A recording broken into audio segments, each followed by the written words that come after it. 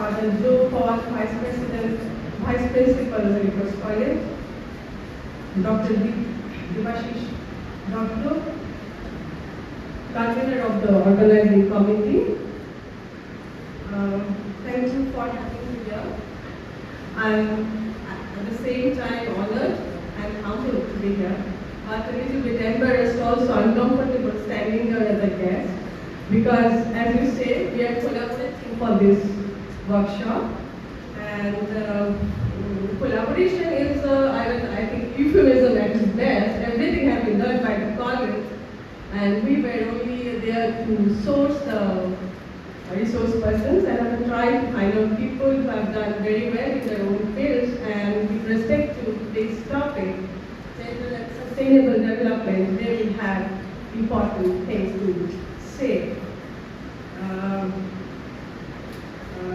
I am very thankful to Dr. Devashish Dash and Dr. Ashlim Sheikh, who is the Research Associate of the Women's Studies Center. Both of them have worked very hard and collaborated and communicated for organizing this workshop.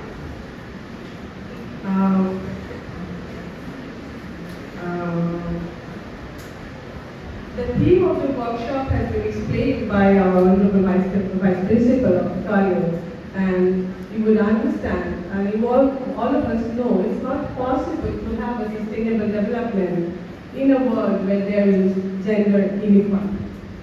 I'm so happy that the college has taken this initiative to hold this event, which I think is not the first one, and this kind of collaboration we will carry on in the future also.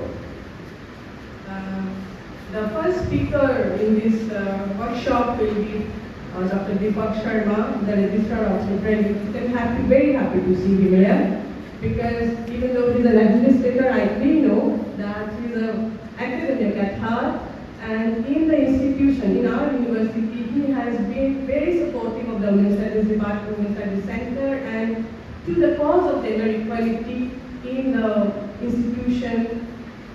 It was with his insistence that he has prepared for the first time the gender audit report of our university, and which you can find in our website. Please take a look, because I think every college is also required to do that for the NAC assessment. You must have also done, and you can take a look at that.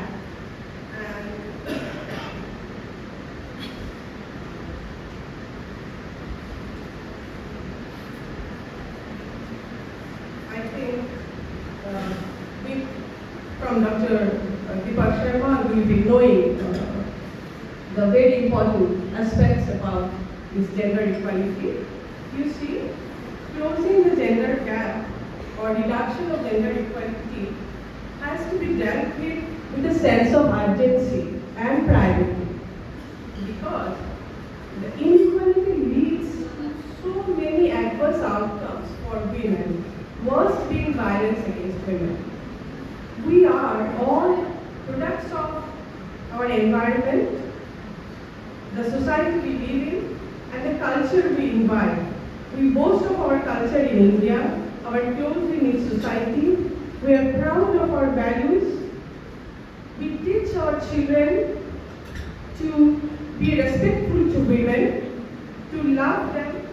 We worship our mother as God. We look at our country as our motherland. We are ready to die for our country, and yet within the households, the daughter-in-law, the daughter, the mother are often most neglected ones.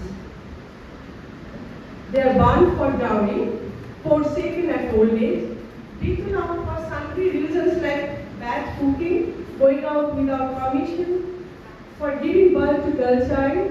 Girl fetuses are killed, girls are killed for being a girl. All these things are also bitter truths that we need to confront. We need to understand love and respect for women are crucial, but these are not something that one can demand as rights. But gender equality is a right that the Constitution gives us. And towards that, The recent passing of the Women Reservation Bill after very a long wait is going to be a long wait. We should not forget that we are far away from achieving gender equality. Every year, we observe a fortnight of end discrimination to women from 25th to 10th December. Discussions, seminars take place which are very necessary to raise awareness, to work for gender equality and empowerment. And as Father Paul has said, empowerment is not possible without education and employment. We in gender studies have always known and been saying that employment is crucial for women. Problem is, very few of them are employed. The 2023 Nobel in Economics to Claudia Goldin has brought this issue in public, forum in front. She has shown how educated women remain and choose out of employment of the job market. For advancing, she has got the Nobel for advancing and understanding of women's labor market outcomes, which shows that gender inequality in earnings can be traced to differences in education and occupational choices. Women are drastically underrepresented in the world of work. While the numbers are growing, wages are much lower. While 80% of men participate in global workforce, only about 50% women do so, unless and are less likely to progress in the career. That, of course, does not mean that women do not work. Which women is there who doesn't work? They bear disproportionately high responsibility for unpaid care work, and we as society often do not recognize, do not perceive that the care work is essential for the functioning of the economy. The amount of time devoted to unpaid care work is negatively correlated to female labor force participation. Here is the need for empowerment through transformative development initiatives like creation of employment through SSGs, through initiatives like entrepreneurship development, by encouraging taking up income generating activities with flexible working hours. It is in this context that Prof. Chaudhary will be speaking how science comes to an aid. There are so many other issues like implication of labor codes for women, working hours, safety in public places, discrimination in workplaces, long hours of work, institutional support in the forms of maternity leave and child care leave, etc. Everything cannot be taken up in the state of one workshop. We need many more discussions, and I think this good effort will continue.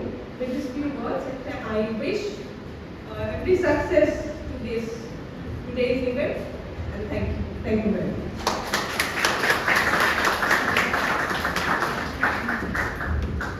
Thank you, ma'am, for your